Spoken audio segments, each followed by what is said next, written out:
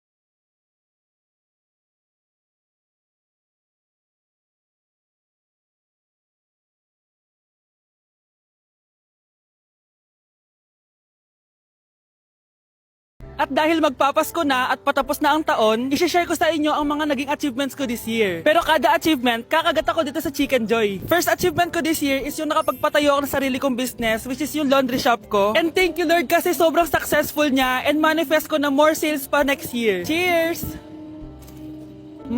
Second achievement ko this year is nakapag-travel ako sa maraming bansa this year. I know that Little Vince would be so proud of me kasi napupuntahan ko na yung mga lugar na hindi ko kayang puntahan dati. Cheers guys! At eto, super proud ako kasi natitreat ko na yung family ko, nadadala ko sila sa mga lugar na gusto nilang puntahan at napapakain ko sila sa mga masasarap. Kaya naman today, bibili tayo ng fave nila. Tara, samahan niyo ako.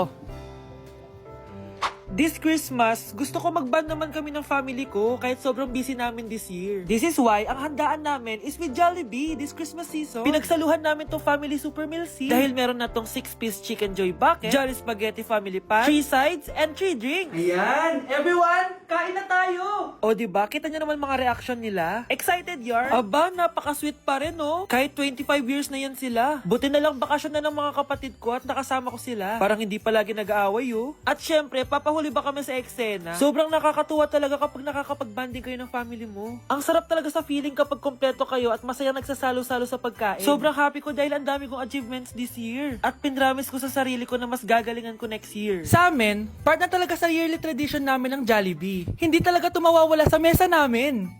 Gusto ko lang maging malinaw sa inyo na dito sa klase ko, ako ang nasusunod. Naintindihan? Ma'am, ito po yung assignment ko. Anong klaseng assignment to? Parang ginawa lang ng bata. Mababa lang grades mo dito ah. Pinaghirapan ko yung assignment na yun. Sino ang pambansang bayani natin? Ma'am, Scarlett. Ang pambansang bayani natin ay si... Oops! Napakabagal mo sumagot. Ang pambansang bayani natin. Straight to the point ang kailangan ko sagot. Ayusin yung sumagot ha. Hindi na kayo elementary. Opo, ma'am. Pinayagan ba kita kumain sa loob ng klase ko? Ma'am. Akin na yan. Kung ayaw niyong binabastos kayo, wag niyo akong bastusin. Oo, be. Kain tayo sa labas mamaya, ha? Hala, galit na si ma'am. Umalis lang ako saglit, ganyan na kayo. First meeting pa lang natin, pinapakita niyo ng mga ugali niyo. Buti pa yung kabilang section, tahimik lang. Kayo na ata ang worst section na napuntahan ko. Kung kami ang worst section, ikaw ang worst teacher. Sorry po, ma'am. At dahil dyan, bibigyan ko kayo ng maraming assignment. Ma'am? Oh, Scarlett, kamusta ka? Sana ikaw na lang ulit teacher namin. Ang sungit ng bago naming teacher eh. Hayaan mo. Next quarter, ako na ulit ang magiging teacher nyo. Talaga, ma'am? Thank you, Lord! Yuck! Ang cheap naman ang uniform nila. Mukhang maasim. Walang class. 2025 na Android pa din ang cellphone. Kahit siguro Messenger naglalag dyan. Ang ganda nga ng uniform, ang sasama naman ng ugali. Naka-iPhone ka nga, talo ka pa din naman sa ML. Ipabuhat yarn. Ang baho siguro ng classroom nila, no? Tapos nag-aagawan pa sa electric fan kasi wala naman silang aircon. Feel ko pinapalo sila ng teacher nila kapag nagkakamali sila. Ang boring siguro sa classroom nila. Mas masaya pa rin talaga sa public school, no? Balita ko mga korap mga magulang niyan. Kaya madaming pera. May araw din kayo, men. Nakatikim na kaya sila ng steak? Feel ko hindi nila afford. Nakatikim na kayo ng pagmamahal sa magulang? Oh, sa pool! How dare you? Isang pitik ko lang, tumba ka na. Pipitik ka pa lang, tumba ka na. Tara na nga. Shh, Scarlett. Tatakas kita, ha? Scarlett, may kausap ka ba? Nandiyan na si nanay. Bilisan mo. Paparating na siya. Bibilisan ko na. Scarlett! Scarlett! May kausap ka ba? Huwag kang maingay dyan, ha? Scarlett, tara na. Tara na, tita. Tita, buti na lang dumating ka. Hindi ko na kaya mga pinagagawa ni nanay. Hi, Scarlett. Nay, Napakahayap mo, Susan! Oo, hayop ako. At least madaming pera. huwag kang mag-alala. Di kita sasaktan. Hindi ko na din kaya mga pinagagawa sa akin ni Susan. At ikaw, Scarlett, ipapakain ko sa'yo yung lason na binigay mo sa akin. Nay, wag po. Halika. Isubo mo tong lason. Ito'y nararapat sa'yo para mawala ka na sa mundo. Tigil mo na yan, Susan. Totoo ba ito nakikita ko? Buhay ka, tay? Oo, buhay na buhay. Paano nangyari yun? Hindi pwede. pinatay na kita! Simula pa lang ng una, alam ko naman na pera lang ang habol mo sa akin, Susan. Kaya nung na-paralyze ako, alam ko na pagkakataon mo na yon para lasunin ako. Kaya inutusan ko yung pulis para ipalit ako sa bangkay. Hawak ko din dito yung mga papeles na magpapatunay na ninanakawan mo ako ng pera. Sumama ka sa akin sa presinto. Tandaan nyo to! Hindi ba ako tapos?